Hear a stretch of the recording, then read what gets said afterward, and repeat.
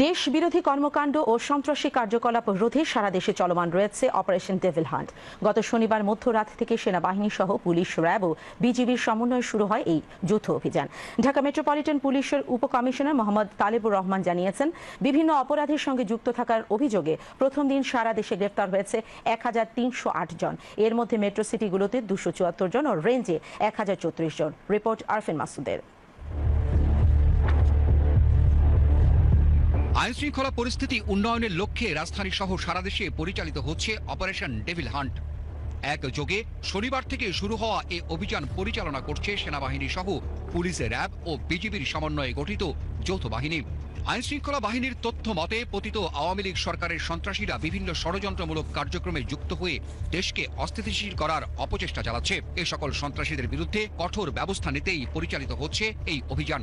গ্রেপ্তার করা হচ্ছে দেশ বিরোধী কর্মকাণ্ডের সঙ্গে জড়িত সন্ত্রাসীদের।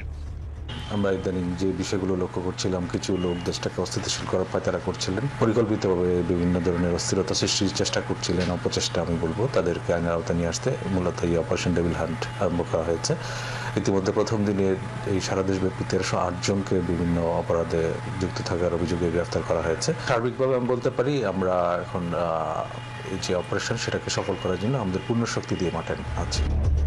দেশকে অস্থিতিশীল করার অপচেষ্টায় জড়িত সন্ত্রাসীদের পাশাপাশি অবৈধ অস্ত্র ও মাদকের বিরুদ্ধেও এই অভিযান পরিচালিত হচ্ছে বলেও জানান ডিএমপির মুখপাত্র।